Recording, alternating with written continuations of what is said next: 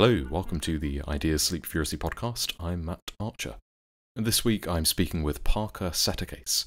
Parker is a philosopher and podcaster. He hosts the Parker's Pensées podcast on YouTube, where he interviews leading philosophers and theologians on a wide variety of fascinating topics. What's great about Parker's show is that he really delves deep into the philosophical nuances of the topics he's discussing. His show is really the opposite of superficial, and I wanted to chat with Parker about his own Christian background and how his own views have changed and evolved over the years and since doing this podcast. So we spoke about the problem of evil, free will, the extent to which rationalism is self-defeating, and much more.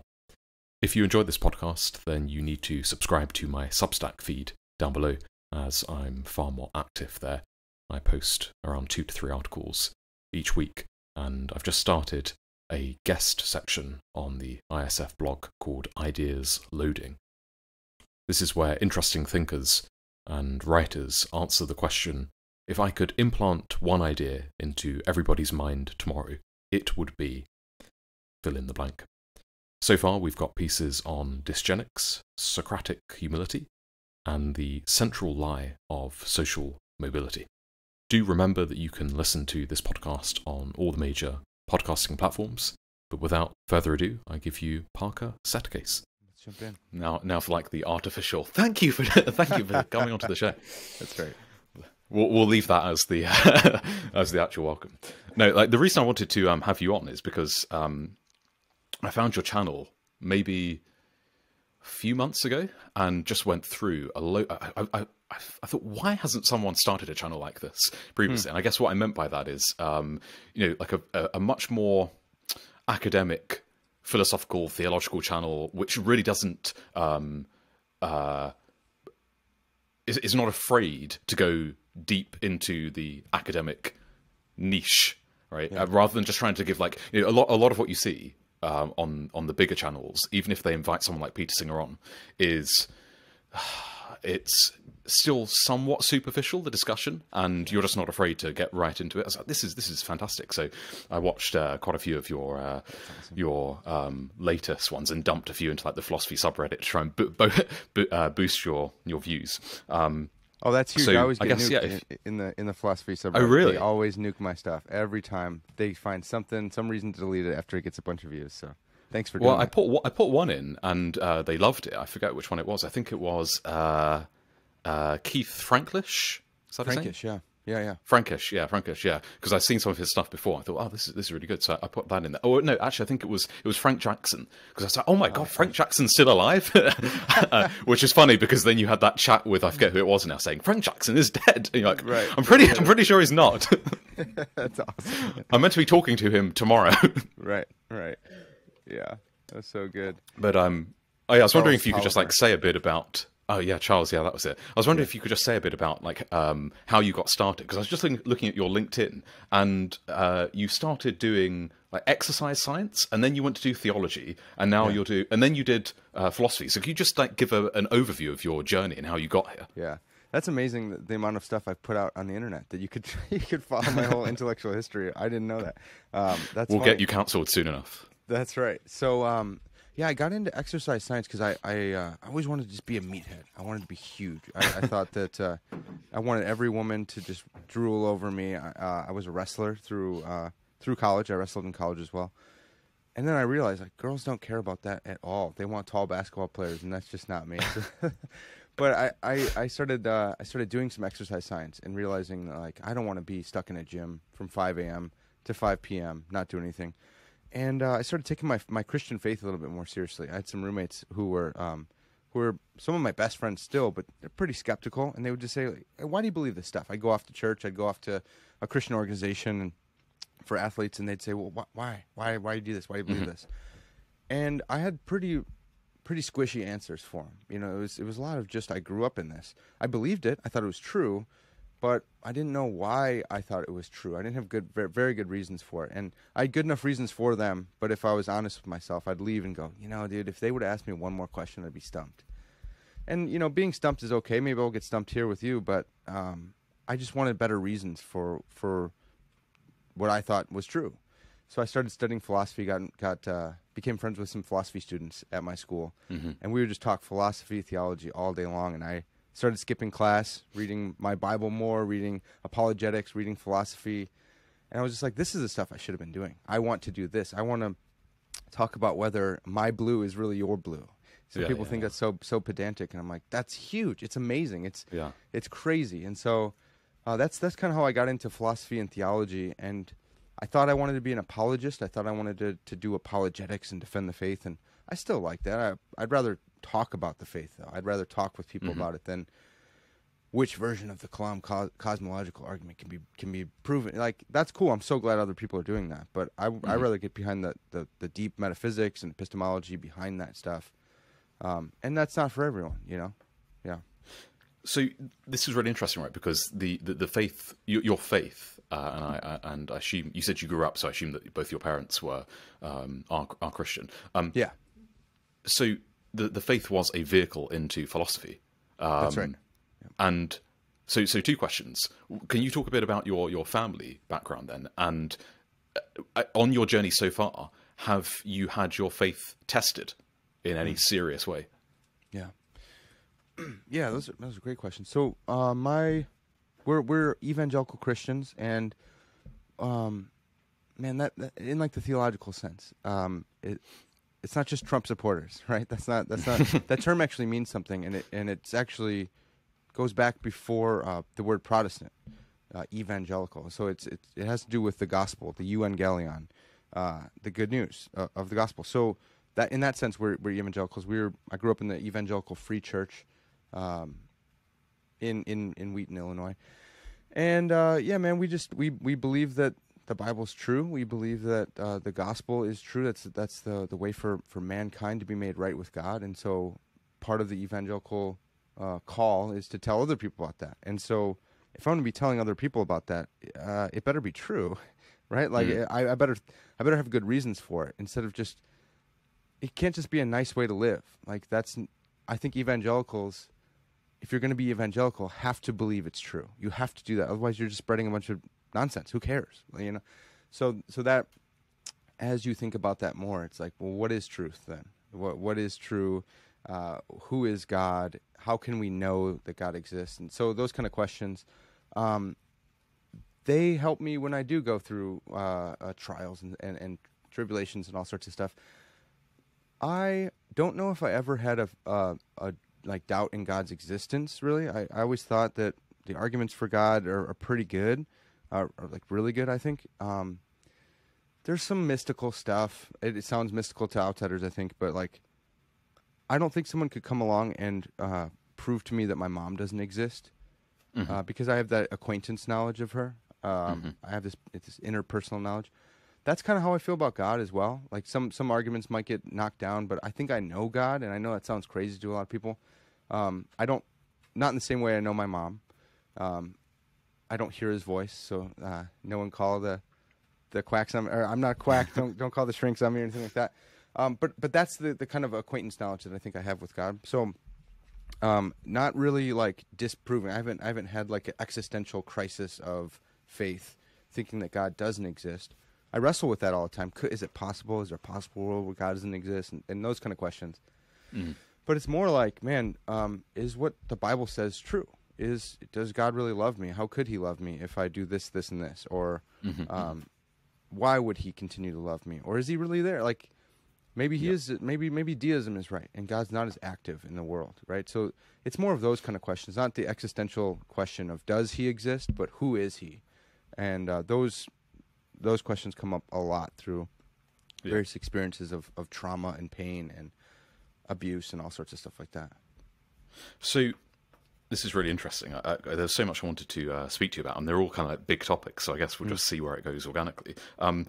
I guess every somewhat clever teenage boy, well, not every, but a lot of somewhat clever teenage boys go through this, maybe outside of America, because obviously America is a bit of a weird country. That's right. But even in America, this will be true. They go through like this 17-year-old militant atheist phase of reading Richard Dawkins and thinking that anybody who believes in God is a moron and they need to be corrected on the internet. They need to be told that they're an idiot.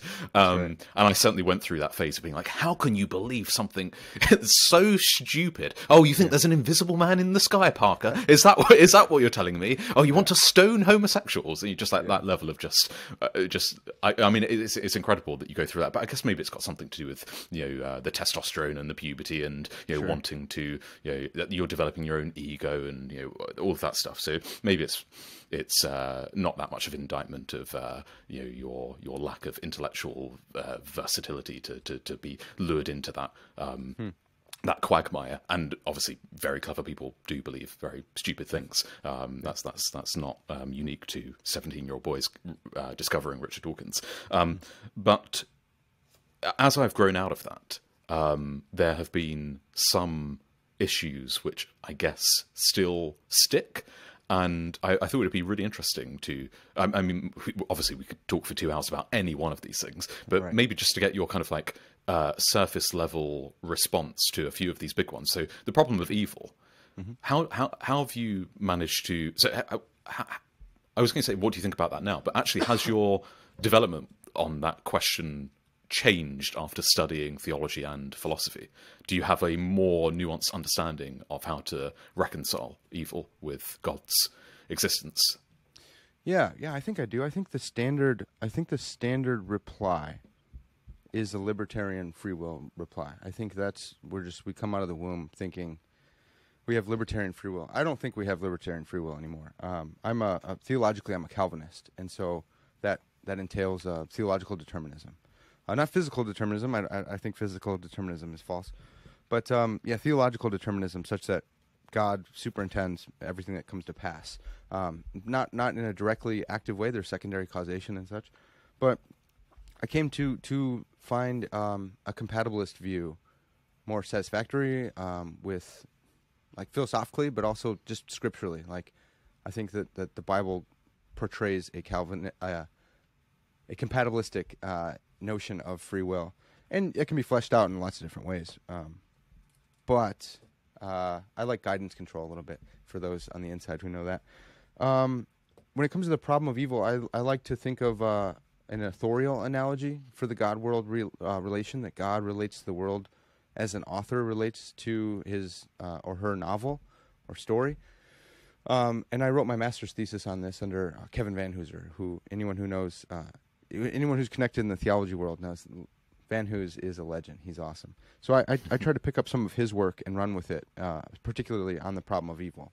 And so how could there be evil without God being on the hook if he's determined the story that comes to pass?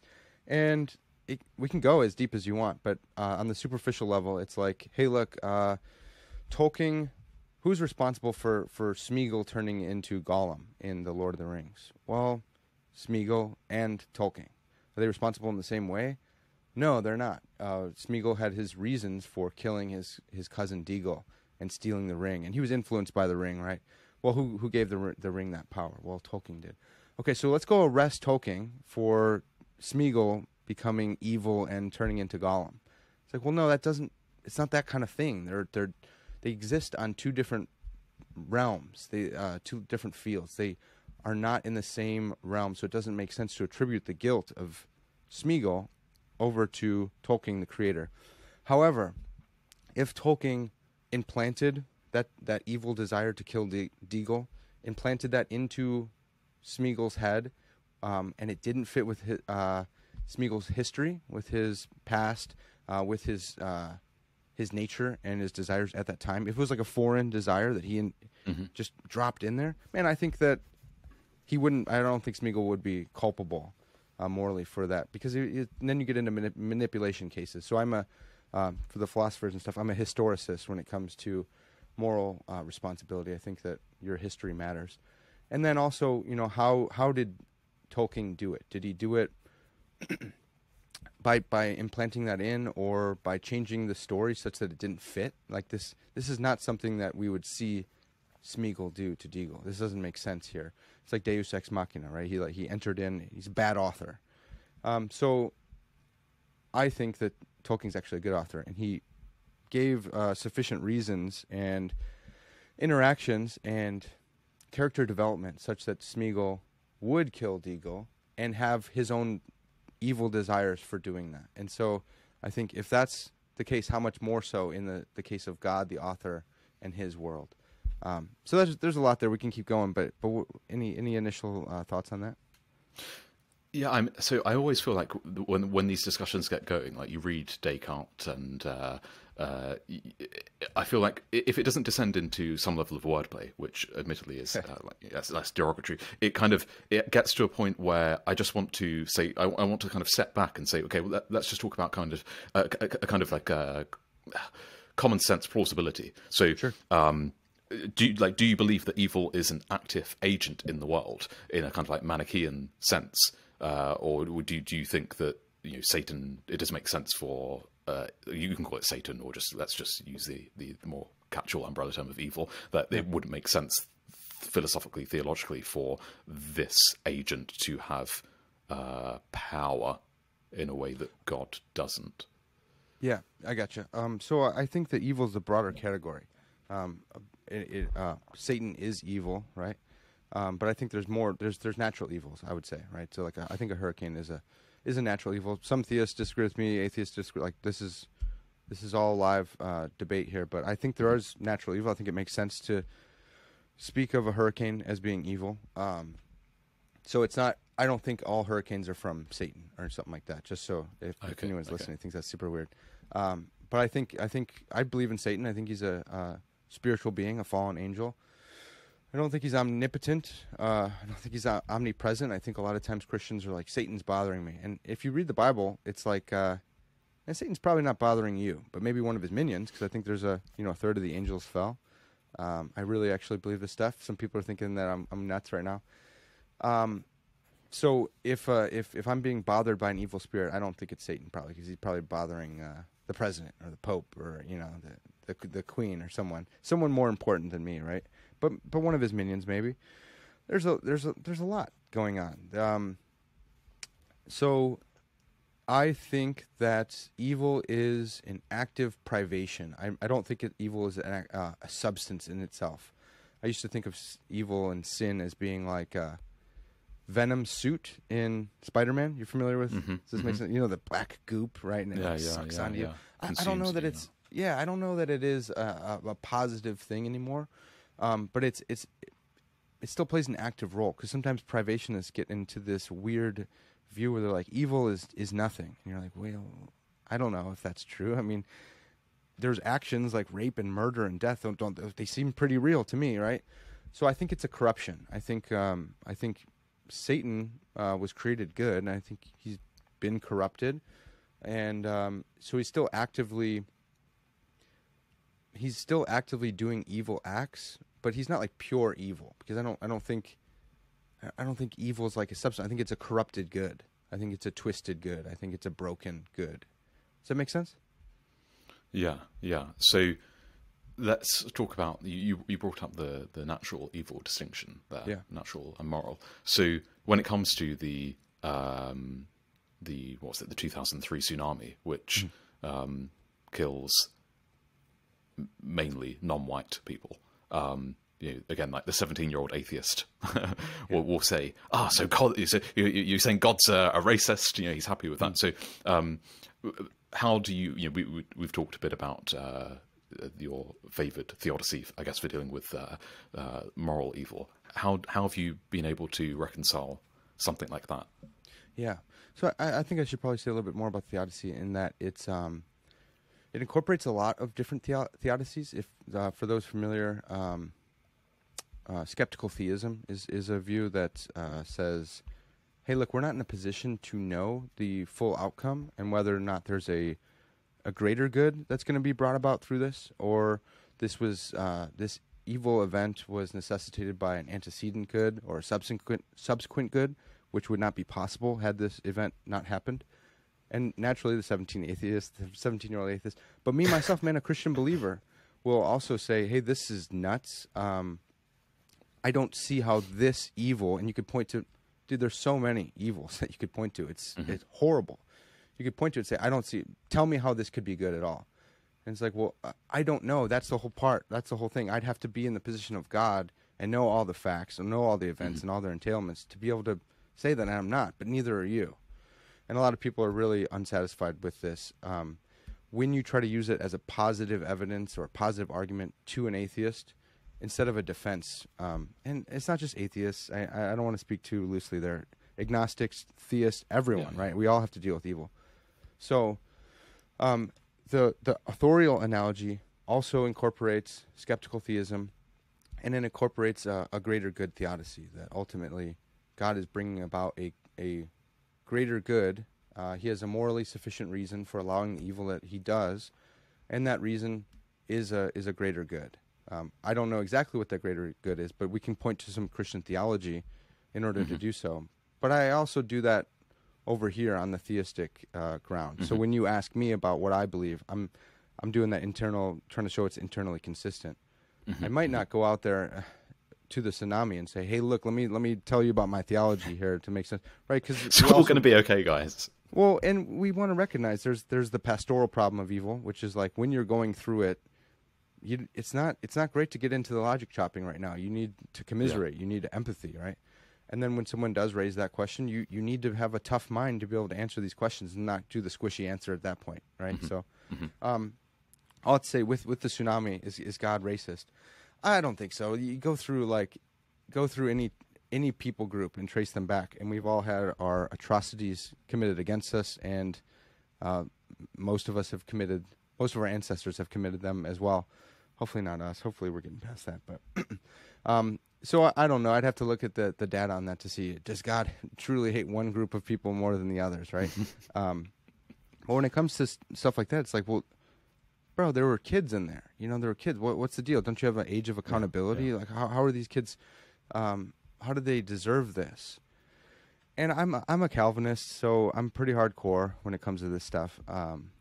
I think that we all probably deserve, not probably, theologically, we all deserve to be destroyed. We all were made for a purpose, and that purpose is to image God. You've heard that we're image bearers of God, right? That's like our purpose. That's our telos. We're made to image God. So people often ask me, I work on college campus as well, sharing theology stuff, helping people think through their worldviews. And they say, well, what's the big deal with sin? Sin's a big deal because we're made in God's image, and he's perfect and holy, and we're made to represent him to each other and to the rest of creation. And yet we lie and we steal and we're mean to each other and we lie. I keep going on. Lying's really bad. But we lie about God in all of our actions, right? Because imagine on this view, you're made to image God. Would any of us feel comfortable being like, you guys want to see what God's like? Look at me. Look at my character. This is what God's like. So I think that helps a little bit more. It's still tough thinking through kids, right? Like kids dying in a tsunami. What the heck is the deal there? So that's where I fall back onto the skeptical theism type stuff. And I say, look, I there's these arguments for God. There's scripture as well. There's my own interpersonal interaction with God and who I think God is and who I think I'm interacting with. I have all this over here. And then I have this instance of evil, which I can't explain. It seems terrible. I pull from this to make sense of the evil. And so I think that he's a perfectly good, omniscient, holy God. I think he could have stopped this had he wanted to. But since he's holy, good, and perfect, I think that he has to have a morally sufficient reason for allowing this. And you say, well, isn't that just ad hoc? Well, it's not ad hoc because I still have the other arguments for why I believe in him. I have causes for my belief and reasons for my belief. So I'm still going to stand on those unless I have like an overriding argument here. And I don't think that the tsunami, I don't think that instances of evil can't be handled sufficiently by the other arguments and the theology that I have. Going with it. Did I answer that? I don't want to obfuscate or dodge the question. So, No. I think you have. So I'll try and clarify. I think anyone who is sufficiently intelligent. This is by the way. This is why I was also interested in speaking to you because having gone through 10, 13 years of that rather predictable journey, I'm now really interested in psychology, and in particular intelligence. And so one of the questions that has long fascinated me is how intelligent people like yourself can come to believe what things that are associated with not being intelligent. So and obviously these are often culturally dependent, right? But you go back 500 years, everyone believes in God, right? And you go back, far enough, if you don't believe in God, you're going to be killed, and a specific God, and that's a cultural universal, or enough of a universal, and enough of a historical universal that we can obviously kind of put some boundary conditions around these statements about being clever and that being associated with specific beliefs. So today, that's just a very long-winded way of saying today, the correlation between being having a 2 standard deviation above the norm increase in IQ will be associated moderately, I think, with atheism or a lack of belief in God. And then when you read very clever people that are either writing a long time ago, right, when belief was kind of mandatory, or more recently, and you find these people are much smarter than I will ever be, and they believe in God, whatever religion that might come from, or lack of religion, might just be a belief in a God. Right. Most of them, I find, do come to this position of he works in mysterious ways, and I think that's where you got to there. Would that be fair to say that we don't know? And we have to kind of, it's not a cop-out, as you said, because you've got these other arguments here, but we just have to admit that, look, this is fucking weird, that this is sadistic. If we talk about this in any other domain, if I had the ability to cause a tsunami, I would be up there with Hitler. So in order to reconcile this with the all-loving, all-knowing, all-powerful God, I have to do a bit of kind of reverse reasoning, confirmation bias there.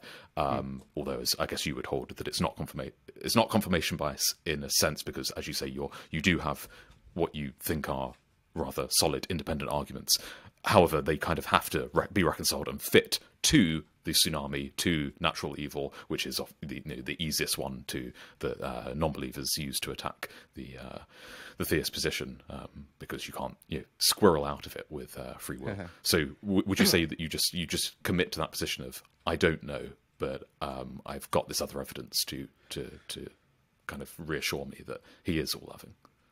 Yeah. So partially, I would say partially, and I love that. I love you brought up the tsunami to avoid the free will stuff, because I do that too, because when I debate with my Arminian friends who hold to libertarian free will, I'm like, what does free will have to do with the tsunami, right? So I do the same thing. I love that move.